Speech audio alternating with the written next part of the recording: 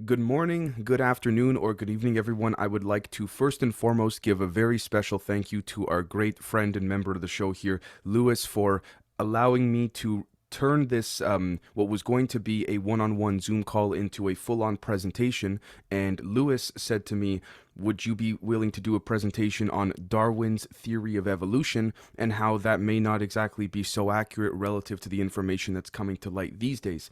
And I said, absolutely. And I said, as a matter of fact, I can build on that. But before we jump into that, Lewis, brother, how you doing? Don't mean to put you on the spot, but if you'd like to say hi to everybody, you're more than welcome. Awesome. Blessed to be here. Just want to appreciate the fact that you're doing this fucking Zoom call. Let's get it on, man. I'm excited. I'm excited too. Thank you. So today's episode is called Darwin's Theory of Evolution is Wrong, Dave's Multiple Density Hypothesis, and Using Sound Cannons to Clean Up Nazi Black Sun Spiders. And I know that might sound like, holy crap, what's happening here? But we're going to merge everything from the metaphysics to the nuts and bolts to the philosophical and ontological, even anthropological implications of how all of this stems, in my opinion, from the incorrectness of Darwin's theory of evolution, believe it or not. So let's dive into it. So first and foremost, let's first understand and break down very simply Darwin's theory of evolution. You can see my screen here? Okay. So, according to Mr. Darwin, evolution from the so simple a beginning endless forms most beautiful and most wonderful have been and are being evolved. Darwin believed that life on Earth evolved from simple organisms about 3 billion years ago. According to Mr. Darwin, natural selection, and I quote, as many more individuals of each species are born than can possibly survive, and as, consequently, there's a frequently recurring struggle for existence, it follows that any being, if it varies, however slightly, in any manner profitable to itself, under the complex and sometimes varying conditions of life, will have a better chance of surviving and thus be naturally selected. Now, what's interesting about this is that if we zoom in a little bit, we'll see here that members of a population that have characteristics that are best suited to survival in their environment are more likely to reach adulthood, breed, and pass these desirable characteristics onto their offspring. He called this process natural selection. Now, he developed this theory after studying various finches he found on the Galapagos Islands. He concluded that the 14 different species of finches he observed on the different islands had all evolved from one common ancestor, a ground-dwelling seed eater. Now, what's interesting about all of this is that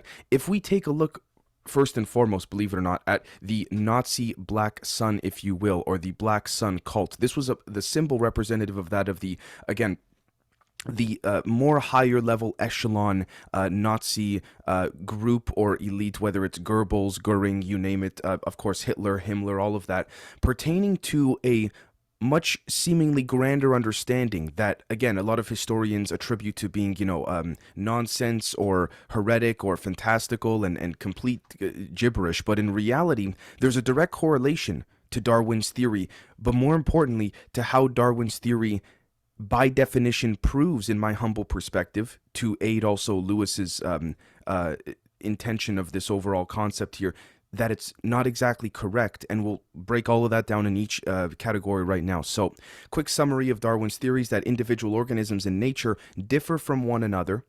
Some of this variation is inherited. Okay, now, what's interesting about that is this concept of inheritance. What does that mean? What does natural even mean, without splitting hairs here, without diving too deep into trying to be all, overly esoteric and ontological? When we look at how some of nature's variables are inherited amongst some and others, immediately myself, I think of Mr. Dan Winter and the whole concept of the blood plasma and, family members being traumatized and children being traumatized even from birth, not necessarily traumatized from a particular event, but rather traumatized due to the flow state in which the ripple effect from the actual initial bioresonance of them being in the fetus actually stimulated some type of activity that was we could say, an anti-stabilizing of disequilibrium.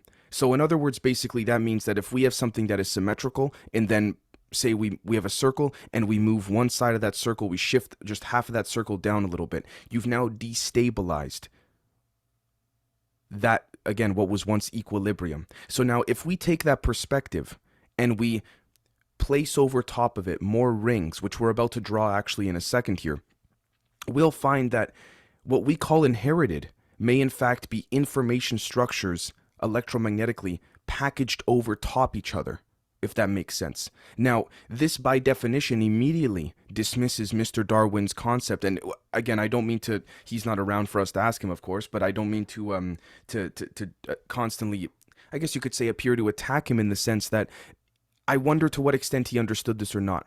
Now, before we go on to the sketchboard, we'll see here that organisms in nature produce more offspring than can survive, and many of those that survive do not reproduce. Because more organisms are produced than can survive, members of each species must compete for resources. I don't particularly agree with that, to your point, Lewis, and we'll get to that in a second, but each organism is unique. Each has different advantages and disadvantages in the struggle for existence. Well, what if an advantage or a disadvantage is just, again, an inheritance, informationally structured or packaged electromagnetically, sort of like stacking books or something like this? Now, I'm going to stop screen sharing for a second just so I can pull up the sketchboard here. And this is when it's going to get really interesting, because if we look, for example, at what we were just depicting verbally, but we're now going to depict visually, we will find that this concept here of, again, say for example, we have a circle, and by definition of symmetry, it's even because, again, between both sides, this is not a straight line, but you guys see what I'm saying. Now, if we take, for example, what if we take this circle, we right-click copy, just like on a computer, and then we right-click paste, except here's what we do. The next circle, we're going to draw in white here, for example, and you guys will see in a moment, actually shortly, how this correlates to a lot of different things, is drawn, right? Now, here's the thing. Imagine this black line represents all the way up, sort of like a harp, if you will. But instead of it being the other half being symmetrical or parallel to that of this half, it is slightly downward. So it does connect on the bottom here, but there is a disconnection right over here where my mouse is. Now, then, let's say, for example, let's take green and let's just make it a little bit thinner. Now, again, from a 3D perspective, these are rings overlapping each other. Let's keep that in mind. And you might say, Dave, okay, what does this have to do with anything? Well, again, you will see very quickly that if we were to, say, go on this side of things and this side of the circle and draw one here like this, and then destabilize this side, what we're starting to see is, oh, I don't know, the serpent rope. Again, what people have called traversable wormholes, you name it. Now, the question becomes, okay, Dave, what does this have to do with Darwin's theory of evolution? Well, here's what's interesting. If we were to look at what we're seeing here depicted in a side view, if you will, here's what I would find to be the case in a lot of regards. This line represents, obviously, the black outline, and then, of course, we're going to go to white again. And the different colors is very deliberate, but the white is a little bit, again, thinner based on the disequilibrium in which was illustrated here. And then if we take the green, it's going to be, by definition, if the disequilibrium was established on this side, by definition, it's going to be a little thinner. So even if all of the angles and points here connected on this side, even in a straight manner, what you still have essentially is a set of fractalized, we could say, I'm going to change the colors. We have a fractalized set of these different inherent structures. Again, going back to Mr. Darwin's concept of inherent, what is inherent? Well, think about, for example, very simply, as a matter of fact, let me see if I happen to have them not in front of me, but think of stacking coins or magnets, for example. It's the same thing, just like a slinky. The question then becomes, was Mr. Darwin seeing beneath the layers of those magnets, or was he just looking at the surface magnet, or the black line here, or the black ring of every single separate species, if you will, and then made his conclusion or hypotheses based on that alone? Now, you might be saying, Dave, what the heck does this have to do with, the Nazi black sun and all of that? Well, again, Here's what we're going to find. If we take, for example, and I'm not going to spend too much time doing this because actually we have an image to show it. If we take exactly what we drew here, and we can keep going, we can use orange, purple, just keep taking the rings and overlapping them with disequilibrium so that the sides don't connect opposingly, but they do anti-opposingly. It's a little bit confusing, but the point is that ultimately what we will find is as a matter of fact, not only the flower of life, but we will find if we took this circle and copy and pasted it to this side, to this side, to this side, of course it's already here, we will find the flower of life intersecting, overlapping, which also speaks to the concept of, we see here the pine cones kissing, which could also speak, again, to the concept of squaring the circle, as it's been called, or circling the square. That, depending on the culture and all of this, there were some different, more so I would go personally with squaring the circle, to be honest. But the point ultimately, though, however, is this. Now, say we took this in a visual sense, okay? And I'm going to stop sharing one more time here in order to pull something very specific up. Say we took that and we were to split it or fractalize it over top each other. Sort of like, say, I don't know, like what happens when you play a guitar or a bass and you have it hooked up to an oscilloscope to be able to see what's happening in terms of the harmonics it's emitting. Well, what we will find, and I'd like to thank Mr. Anio Saro for this image actually in one of his previous presentations he gave to the Generation Z community, because to me it speaks to the perfect fractalization of not just the quantum dot, but many other things as well. We will find, excuse me one second, that if we overlay what we drew on the sketchboard, we will have not just the flower of life. We will have, as they say, whether it's in the Bible or in many other scriptures and writings, there's a mimicry of geometric procession. The question is, to what extent can we see the layers underneath the rings? Who's to say, for example, that these rings that we see as just one circle are just one circle? If we go back to the image of the fractalization, the more you zoom in or zoom out for that matter, it's continuously overlapping. So this concept of inheritance that Mr. Darwin speaks on, to your point, Lewis, I appreciate you asking me to even do this presentation, because the question then becomes, what is inherent? What is inherent if you can take I guess you could say a zoomed in version, like when people are on psychedelics and they feel they can zoom into a galaxy or zoom out, if you will. What is inherent if it's all relative to something else? And I don't mean to be overly, philosophical or metaphysical, but not only that, we find as well that the seed of life and the 7 days of creation, again, mimic geometric procession, and I would dare to say this doesn't just apply to the Bible. Now, here's what's equally as interesting. If one takes, particularly day 3, the initial fundamental understanding of the number, 3, 6, 9, we see that everywhere, 33, 6, 6, all that kind of stuff, and you postulate an axiom, as they say. You say there's a starting point right in the center here, which, by the way, if you look at just this angle of it as well, that's the all-seeing eye in many different regards. But the point is that if you were, believe it or not, to take copper rings, overlap them in the way that we see right here, and spark an electrical charge, which I don't recommend anyone doing, but you spark it, say, from a battery, from the wall, you name it, the electricity over top that is being emitted, I don't know if it'll be observable with the human eye or if it needs to be observed in a laboratory, which is why, again, I want to be very clear in this episode. I'm not a professional electrician, anything like this. I do not recommend anyone takes that advice literally for the sake of this presentation. Just want to make sure I don't get sued or anything. But point being is that if you spark an electrical charge over top of just the day 3, or the flower of life, if you will, you know what's going to happen? Give me 1 second, actually, sorry. The electrical charges are going to look like this. So again, this speaks to the whole concept of, we have the Nazi black sun. We have as well, by the way, notice this is a circle within a bigger circle, and if we zoom in again, it's touching a main circle, which we can argue is by definition. It's stuck, brother. Sorry? The picture's stuck, sorry, it's a rainbow face that looks like an alien. Oh, it's stuck? No problem at all, sorry. Thank you so much for letting me know. Right over here.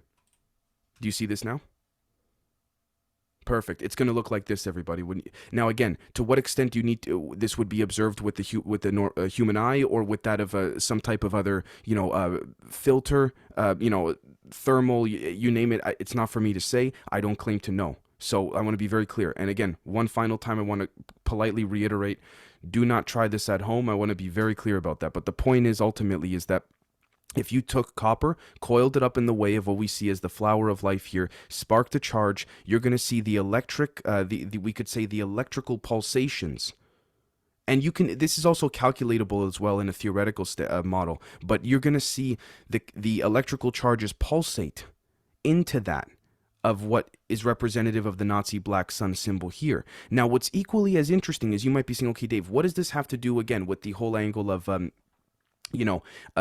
sound cannons and Nazi black sun spiders and things like this? Well, we have to consider that if everything operates in the sense of rings or circles, allegedly, if one were to emit, say, a harmonic, you play a guitar, and you were able to curate a way in which you point that guitar emission of the string you just plucked into a ring, if you will, or into a circle, the harmonic is going to take the shape of the circle or of the ring in which you've pointed it to go towards, right? Just like, as Bruce Lee says, be like water. You put water in a cup, it becomes the cup.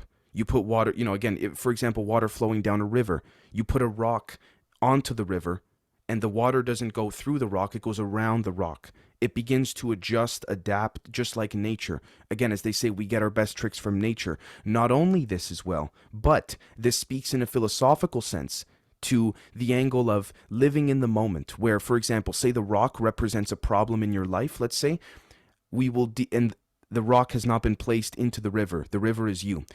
We will deal with the rock / the problem when it comes, if it comes.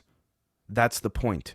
The issue is ultimately that too many, and I don't mean to claim to know what's wrong with the world, so to speak, but as they say, anxiety's thinking of something that hasn't happened and may never happen, and depression is reflecting on the past and harping on previous events. Well, if there is only the now, and we think of the now as a harmonic plucking string going through a ring, we then have to ask ourselves, okay, what if we put another ring over that harmonic, plucking string, if you will, that's being we could say propagated through the tube that we're speaking on here. We put another ring over top of it. All of a sudden, that initial plucking sound that we interpreted in our minds, that we're now so anxious or depressed about, is now a completely different sound.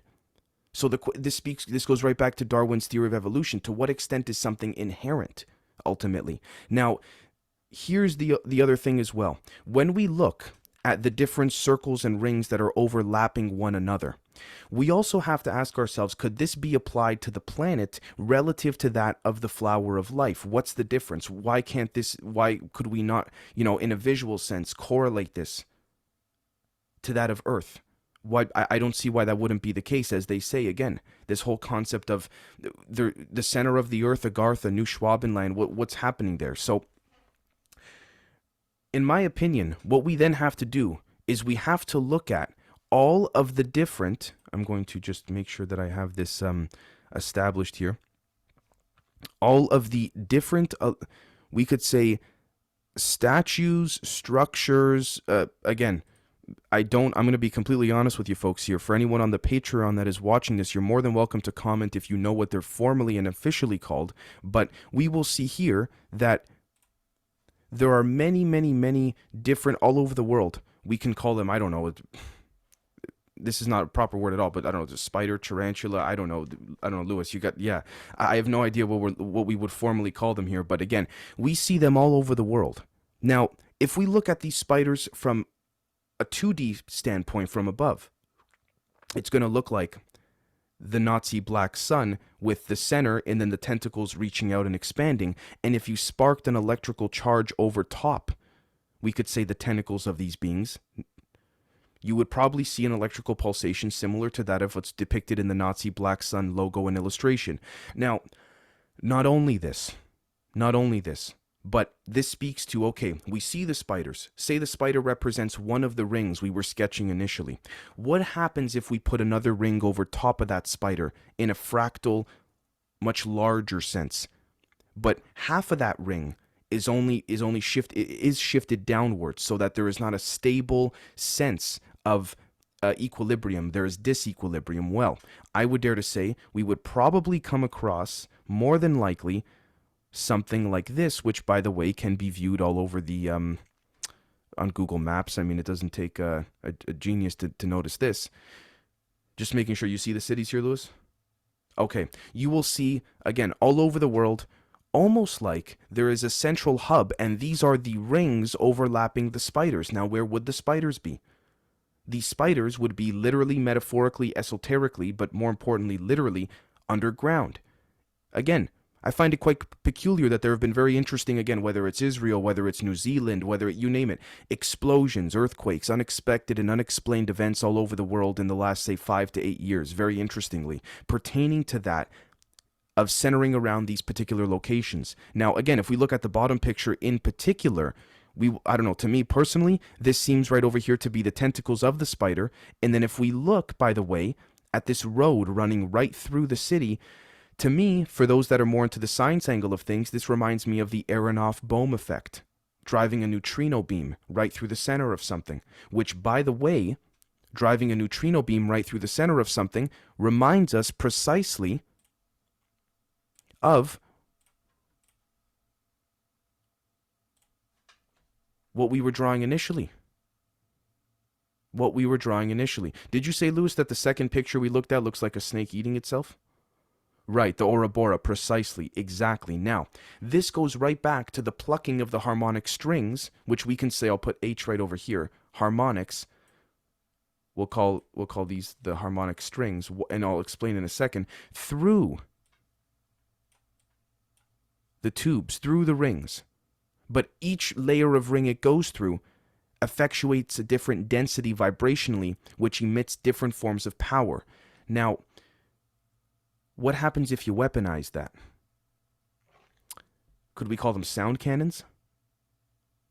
Harmonics and magnetism. We're harnessing the exact same thing that these, we could say, more malevolent entities are using against us.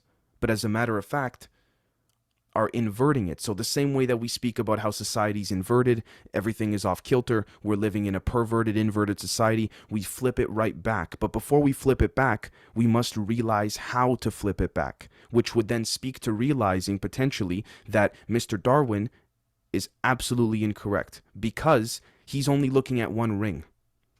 He's only looking at one ring. He's not looking at the other rings. The other rings is a whole different ballgame. Now, not only that, but by definition, if each harmonic string that is plucked emits a different sound, that would mean that it would have different emissivity via that of we could say the differential densities of the particular string. If each string has a different density means thickness. So by definition, you're going to have a fractalized situation, because for one to be thicker than the other, that speaks to the something from nothing. You have to have the opposing of what was initially there, by definition, if that makes sense. Now, here's what's equally as interesting, too, if we look at this from a grand, we could say from a much grander scale pertaining to that of everything we just discussed. Let's take a look at a document here, which any members that are interested in checking out, or, wanting to download yourself or anything, just let me know. Send me a message on either email or Patreon DMs, Telegram, you name it, and I'll send it over to you. But we see here, I don't know who authored this Cosmic Light Force, okay. How to quantum time jump into the higher timeline realities. This is you. You are a quantum bioelectric supercomputer and a light body spaceship vessel with abilities to navigate through multidimensional space-time realities. What we see right here, folks, is precisely, more so, not a straight line in this regard. This speaks to the rings that we were drawing. We are experiencing and walking through the different rings of our harmonics that are slightly varying the different densities. The different densities right over here, in which we experience by the movement of walking through them. Now, this is when it's going to get really interesting. You see how all of a sudden, from this right over here, this diagram, we have all of a sudden a line show up. It is very important to understand that within your present quantum reality, you are aware of the energies within your space-time vacuum. Now, I want to thank Riel for bringing this up to me the other day in a conversation, which was that, you know, we had a little bit of a talk about what quantum really means, because I'm pissed off like everybody else. This thing of consciousness, quantum, you throw it all around, but what does it really mean, right? All these words, quantization of the this and the, but no one really says what it is. Well, for me personally, I'm not saying this is correct, but to help, give a depiction in a more appropriate manner for you, for those listening or watching to interpret yourselves, I think of quantum as quadratics 4, tri is 3, duo is 2, and so this concept of quad, it's squaring the circle, if you will, as the ancients would say, and so it speaks to completing the overall aspect of that Dyson sphere, because 1/4, QUA, quad quarter, is a 90-degree right angle of the full square, if that makes sense. And so that would be the idea in a visuals case of a right angle. Sorry, this should be centered, but you see what I'm saying. A right angle, particularly a 90-degree one, is this. And this is all that we're seeing and or experiencing. Now, here's the interesting thing. You can then, of course, oops, actually, wait, I'm going to redo that. That was terrible.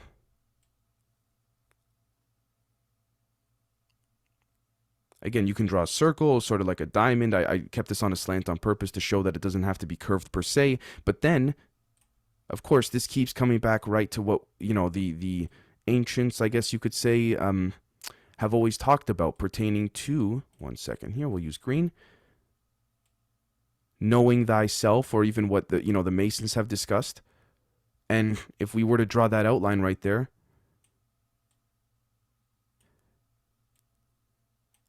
and of course the Freemasonry symbol has the G in it. Well, the G, that's a G. I know that's not good enough, but or that doesn't look like a G, but the G ultimately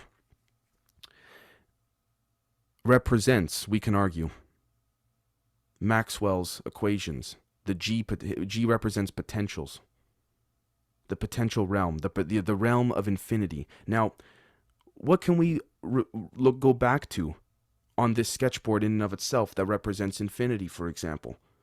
The rings. When do they end? We don't know when they end. They're different layers. And you might say, Dave, well, you're going to run out of colors. Yeah, that's just colors within the 90-degree right angle. What about the other quarters? Now you might say, Dave, okay, well, what if you run out of everything from the other quarters? Well, that's only one circle within one square. What if we start overlapping more from different densities that are fractalized at an even more of a macro state? Even a micro state for that matter. We don't know where it ends, but that speaks to philosophically and ontologically the joys in the journey, which in my humble perspective goes directly against we could say, the intellectual postulation from Mr. Darwin that it's just all about survival constantly. Now, maybe that's an incorrect or butchered interpretation, but because some could argue to play devil's advocate to that. Well, Dave, no, Mr. Darwin is speaking on purely the animalistic, we could say, primal behavior of life on Earth. Yes, but I agree to that point. The animalistic primal behavior on Earth is only one of those rings. It's only one. He's only observing the state in which is observable to him. What about the other rings? What about, again, we keep going and going. We can just, I'm not going to do all of it, but you see what I'm saying. Now, if we go even one step further, what you'll find here is that if we keep going to the diagram below, you'll find that the one line that initially started from the bottom is now cutting right through the center. What's interesting about this is that what if we take these circles and we overlap them? What are we going to come across? This. That's what I mean in the title here, Dave's multiple density hypothesis. Mr. Darwin, to Lewis's point, was only observing one layer. Say where my mouse is, just the top layer, for example. And you might say, okay, Dave, what does that mean? There's 3 layers? It would start in threes, so to speak, because you would then have the rings overlapping, having to do with, again, if we look at the scientific angle, certain components, particularly pertaining to the late 1800s within mathematics and differentials that show a third component may or may not have been plucked out of a certain form of postulations, let's call it. So again, we look at this overall, we see that when we go back to the clean sphere document, not only that, again, we talked about overlayering the rings or the spheres, but does this not remind us of Aronoff Bohm when we were looking at the city too, of a beam being run right through? Not only that, but we see also, by the way, that in your present quantum reality, it would seem as if your previous realities created a linear timeline of your life, like a film strip of your previous life events.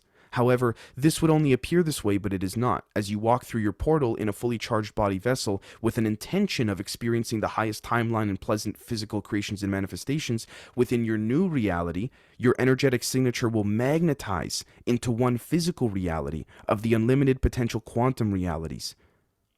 It is only when you actually walk through the portal to the next quantum realm, the energies physically magnetize, and you are now in the next present quantum reality. Kind of like hopping through hoops, isn't it? Exact same idea. Kind of like hopping through hoops. Now, not only this, but we look at, I love this illustration of the film reel in this regard, because we need to think about it like this. What are films or movies? They're very quickly moving still frames that, again, present to our eyes optically and visually that there is movement in which is actually occurring. Now, we view this in a linear sense, again, left and right, up and down. What happens, by the way, if we start angling it? You do what's called, you curve time and isolate space.